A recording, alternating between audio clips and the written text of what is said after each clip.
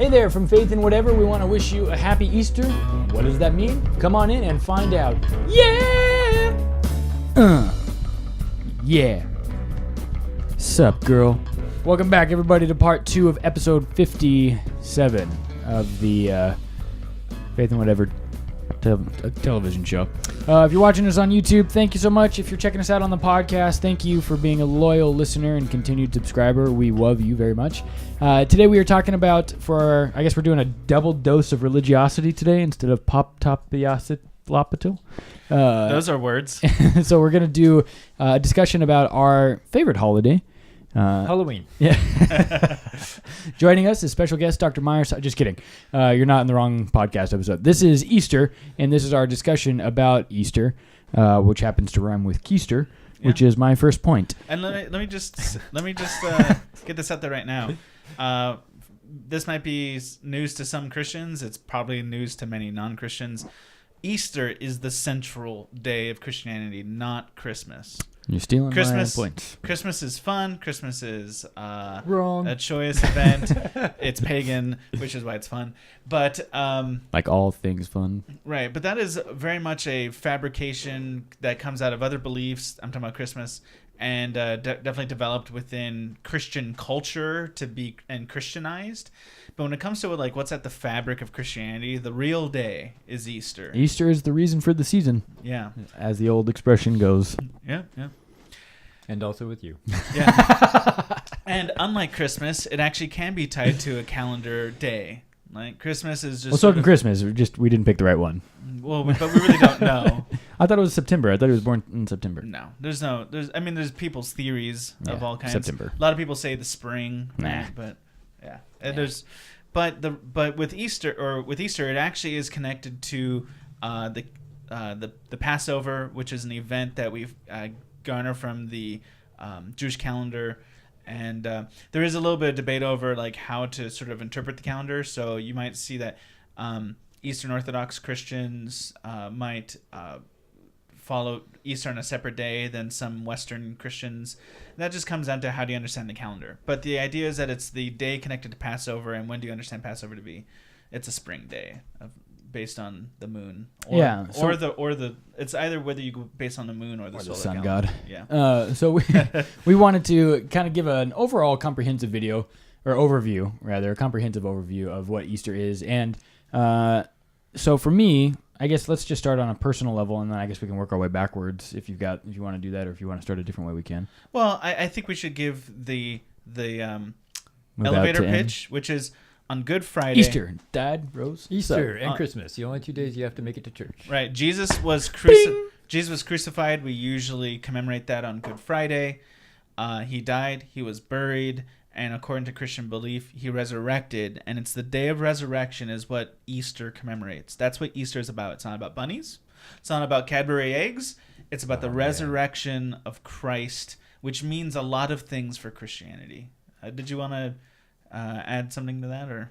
No, I mean I think that's good. I was gonna make a joke about how it's not only about Cadbury eggs, and it's not only about We bunnies. should have gotten some Cadbury eggs. That would look good right here, Yeah. just to decorate.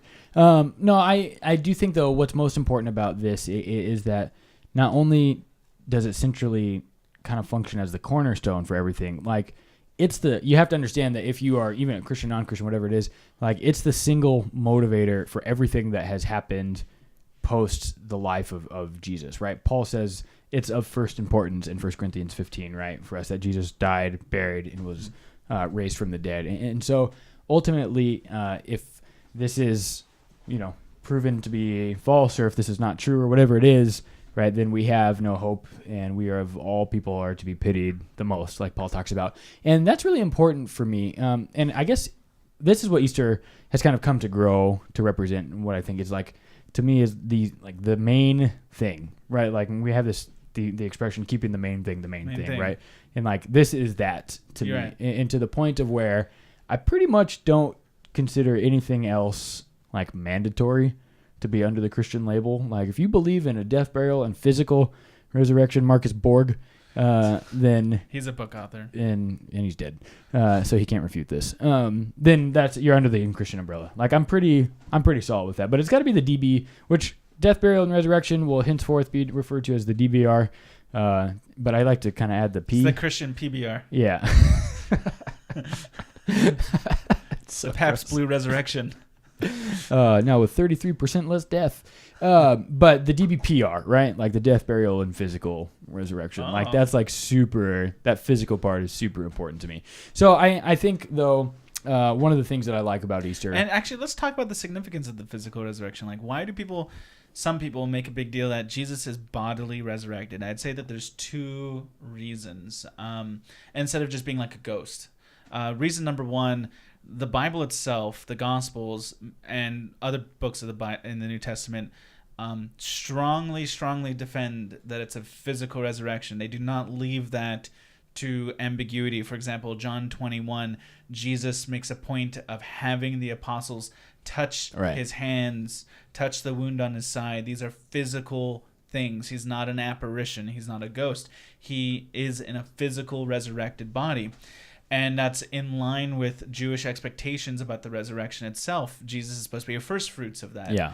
So he's a first fruits of God's promises that he will resurrect people. So that's one significance is that the Bible itself presses that point. The second significance of it being physical is that this is God's seal of his love for creation. God's gospel, the gospel of Christianity, isn't about us escaping the world. It's about God loving his creation and wanting to better his creation. Oh, fly away, old glory. Right. That's theologically incorrect. It's not about flying away. What if I do it in the morning? In Revelation, God makes a new heaven and a new earth. That's the eternal place of humanity, is both a new heaven and a new earth. And these are physical things. We're not heavenly ghosts. We are in bodies. He loves his creation. What he did through Jesus both saves humanity from its sins, but it's also a stamp that he is bettering his own creation. Yeah. It's a bodily resurrection because he's not helping Jesus to escape creation. Jesus is the first proof that he's going to make creation again and make it better. So cool that you can walk through walls and lock doors.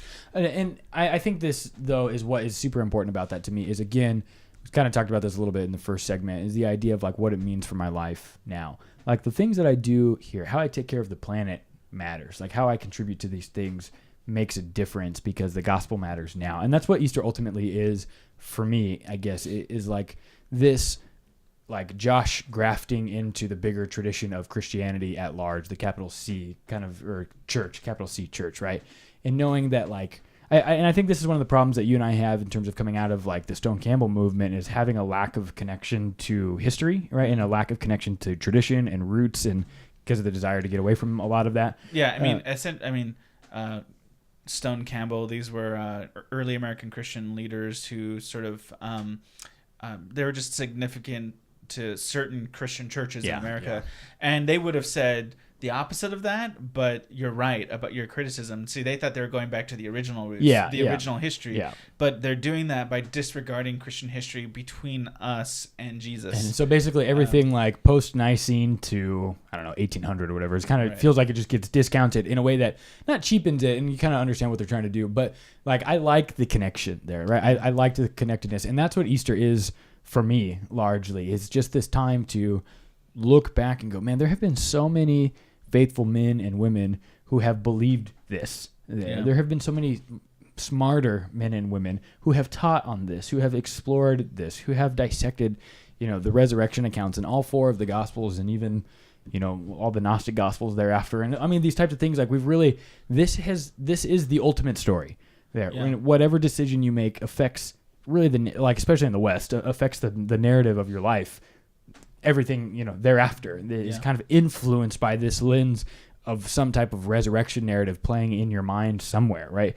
I don't know a lot of people in America who haven't heard the idea of Jesus raising from the dead. What you do with that, obviously, is a different discussion, but that to me is probably more important than anything because it's the last part of Christianity that kind of, it has, but the message of it hasn't really gotten muddled by kind of Christian consumerism in corporate America. Like, it still is very much centered around this guy.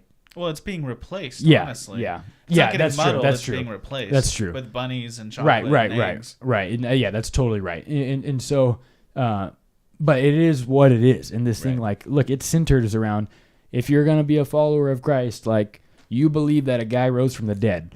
Yeah. I just want to make that very clear. Like, Right.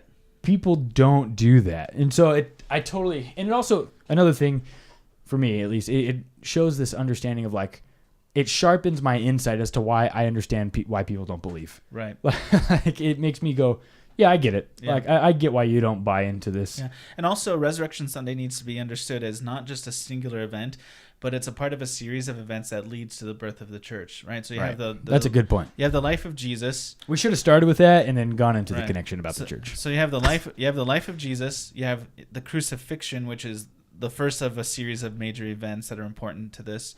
Then you have the resurrection, which we're talking about now, which is him coming back from that crucifixion, coming back from the dead, which does a lot of things, including validating the fact that he wasn't like God's chosen one, sent from God, Right. and that he is divinity. And then after that, the next event that will be significant will be his ascension. And so he's resurrected. He spends about 40 days with the church. That's narrated sort of partially in the Gospels, partially in the book of Acts. Pierced over 500 people during that time. Right. What? Pierced? Appears. Oh, Pierce. Okay, I was like, Stab. he just like becomes a tattoo artist, and then after those 40 days, Ichthus. he ascends, telling them to wait for the Holy Spirit. And so the ascension is one of the tentpole moments, and then the final one that gives birth to the church is the Pentecost In Acts chapter 2. Yeah, in Acts chapter 2, and that's when the Holy Spirit drops upon the church, and what we call the church is born. And shablam! Yeah, and that's Evangelicalism. That's when Peter gives his great speech. That's the moment evangelicalism is Right. born. And all of those events are critical and for Christianity, historical Yeah. events. And without those things, you undo the basis of Christianity. Yeah. And that's why this is an important thing. And notice I did not mention Christmas in any of that. We put Christmas on too big a pedestal. Why do you hate Christmas, James? Because he never got his toys as a kid. Actually, I was made up like a bandit on Christmas, but which taught me something about Christmas. That Must be nice to be rich. It's that we all love Christmas because of the gift giving. It's not really about the religious significance. We give lip service to it, right? And it's a reason for pastors to change things up and to pull in some new people at the end of the season. But Christmas is not. Also, it's a great time for churches and giving. Is not the important Christian event, right? It's the crucifixion, it's the resurrection, and then the ascension and Pentecost. These are the central Christian events, with the resurrection being the top one out of all of them. Yeah. Okay. Well, let's do this. What is your favorite part of the Easter experience? So I'm gonna ask you too, Chris. So we'll start with you, James. Your favorite part of kind of the totality of Easter, and I can start if you need to think about it for a second. So are we talking about like the events we do, or are we talking about like the beliefs that come out of it? Either one. I'm good with either. For me, it's definitely it's where we seriously discuss what we're really in this for, which is the validation of God's promises, right? The resurrection is, for the Christian narrative, that's where we actually seriously discuss that it's more than just having some belief that affects culture. Mm-hmm. It's not about culture. Yeah. It's about connecting to Christ, being part of his resurrection, having our own hopes in his resurrection, which means hopes for our own resurrection, and our eternal selves being part of God. Yeah. And that's what it is for me, and that's the pretty tough thing to follow. So mine is going to be probably the people there, right? The people that I get to participate in it with. The value of being able to see the way that Easter and the expression of everything you just said work itself out uniquely amongst the tribe that I'm in, right? Or in right. the people group. So that, and also I love the food there that's centered around you. Like, I like this idea, again, in the West, we're not as good as this, I think, in, especially in evangelical circles. Like, I love the idea of coming together and sharing a meal. So obviously growing up with Chris, like, one of the things that we always did in our house is it was ham and it was rice. I don't know why. I don't know why. Rice. That's interesting. With every meal. You always eat rice with every meal. Ham. Oh, I thought you meant just for Easter. And for every meal. Ham, mashed potatoes, rice, milk. Anything else? I still prefer rice with almost every meal. And that's pretty much it. It's pretty white trash. Mashed potatoes. Yeah. I said that one. Pretty white trash. Good for the rice part. But like, Why is ham white trash? I don't know. It's just. Why are you being so judgy? Yeah. God. You know, because all I can do is judge white people. But the idea of that is valuable to me. Seeing, like, listening to different perspectives, the way that Easter hits my mom versus the way that Easter hits my brothers, or the way that it hits my sisters-in-law, right? And those kind of experiences are particularly special to me because it connects me, I think, back to the concept of what the disciples would have experienced the first Easter post Jesus' ascension. This idea of like just a memory of what that would have looked like, right? To break bread, to sit together, and that's really important. Do you think they really had like an event, or were they like, hey, you know what happened a year ago? Yeah. I don't know. You know, that's an interesting. One? No, I genuinely think about that. Like, I don't know if Dude, you're joking it's been or a whole not. year. Yeah, I don't know if you're like kidding. I mean, But really, I think that's part of human nature, though, to celebrate our past. So yeah, but I mean, sometimes it sneaks up on you, and sometimes. Well, and that's what I mean. Like, it's I so. Yeah, I think that's a great question because it's so affected them. But the answer to the question is that's what communion is. Yeah, for sure it is. Communion is the celebration of Easter, of both Good Friday and the resurrection. Yeah, without a doubt. Which is done every week for the church, and we have depending on your denomination. Well, no, like we have evidence from early historical sources that are not Christian that Christians did that. That they did something like a communion meal every week together. Yeah, so I think. But it was before the sunrise every Sunday. Yeah, I mean, I'm not that Christian. Yeah, we were complaining about sunrise events. How about pre-sunrise events? So, Chris, what's your favorite thing about Easter as a whole? Well, I was gonna say being a grown-up and not having to go to sunrise services anymore.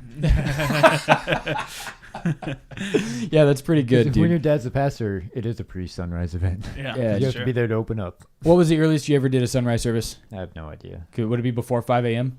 Oh yeah. It was Saturday. You have to be. You have to be on the road. You know, you're doing hillside services in remote places. Yeah, that sounds awful. Okay, so what's your favorite thing about it as an adult now? Yep. So nothing. I mean, it's. Yeah, I get it. I do love the family meals, but we do those all the time. Every holiday. And I mean, as far as the event of it, it's never been that different than a lot of. I kind of feel like a lot of what we do other times. With the church in general, or with the family? I mean, with the family. Okay. As far as the holiday goes. Yeah. That's fair. We don't put the same kind of, like we were talking to our Eastern Orthodox friends and how they fast for Lent, and we just don't do the same kind of, really anything. Yeah, and that's where I think we're missing out. If I'm entirely honest, there where we're so Zwingli driven, right? Where everything is just symbolic, and without the symbolism, it kind of loses its power or whatever, and it doesn't really mean anything. And so we don't really invest status into the concept of practices and gestures and things like that, much to our own detriment. We're very undisciplined. Yeah, and so anyway, this is ultimately what I like is it's like for a day we get to pretend if we don't do this on the regular, we get to pretend like we're part of. It's like this rad thing. I don't know if that makes sense. Like, one of the things that inspires me about people in the Eastern Orthodox Church is the fact that there is a fasting associated with this. That you go, oh man, your entire experience is enhanced because you're actually taking the time to participate in something that would have a semblance of what that would kind of connect you to, both to the historical side of things, but also to the spiritual side of understanding of going without for the sake of encountering God more. Yeah. So, all right, anything else? Are you feeling pretty good? I think we explained it very well. I mean, we'll have a chance to do Easter videos again, but I wanted to start with a very basic introduction. I think we nailed that. All right. Well, thanks so much for stopping by. If you would, like, share, and subscribe this video. If you're listening on the podcast, be sure to write us a review. And do me a favor, tell one friend about the Faith and Whatever podcast. Thanks so much for stopping by, and we will catch you next week.